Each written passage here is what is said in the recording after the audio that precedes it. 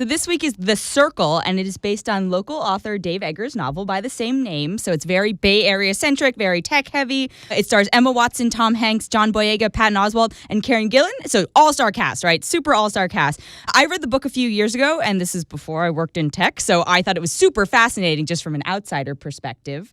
But now that I work in tech, it's terrifying. Like, it's a novel. Let's be very clear. It's a novel. It's fiction. But obviously, he did a lot of research going into it. And just for a reference, The Circle is a Facebook, Google, Twitter-esque giant company, and their product or platform is also called The Circle. So they're kind of more of a social network than they are something like Google. So I guess Facebook-esque. I thought the book was good, but not perfect. But it was certainly riveting from an outsider perspective at that point. I grew up in the Bay Area, so I've always been surrounded by tech. But again, my perspective changed dramatically once I started working in tech. However, even when the book came out, the issues it was tackling were a little outdated, right? Because technology moves so fast that when you're talking about personal identities actually tied to your online persona, like that was something that was already in the works, and that was one of the big issues that the book covers. And so by the time it came out, it was almost a little bit historical as opposed to like predictive.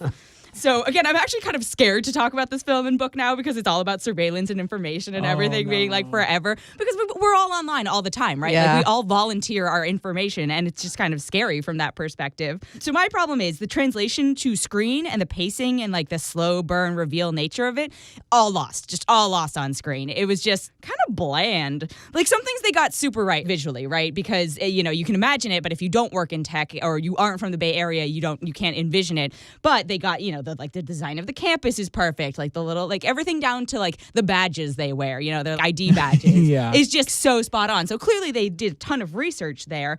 Oh, and the scariest part to me was, and this is at any company, this isn't just in tech companies, but like some people drink the Kool-Aid, right? Some people are like sycophantic about the places they work. Yep. And so some of the scenes with those were just the funniest things I've ever seen, where people are like, well, why didn't you do this? Why didn't you do this? Oh, we have this here. Did you know there are X number of groups that like do this here? Like blanks it, blah. Somebody did their research. Good job on that part, but that's not enough to carry a full film.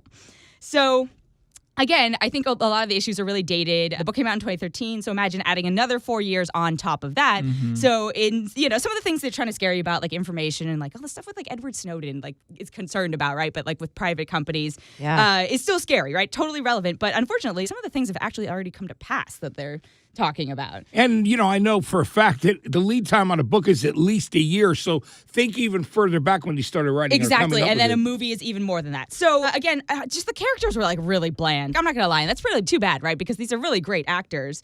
The plot was missing points from the book that I thought really gave it the extra dimension. At one point during the movie, my friends and I heard someone just like really loudly yawn. And that was funnier than like what was most of what was happening on the screen, right? So like that's not a great sign. So again, for me personally, I think some parts were more interesting than maybe to a general audience just because of this either warped or possibly dead-on reflection of the culture I work in. But at the same time, it does not make a great feature-length viewing experience. So I'm only going to give it 2 because it wasn't unwatchable, but at that same time, it wasn't compelling.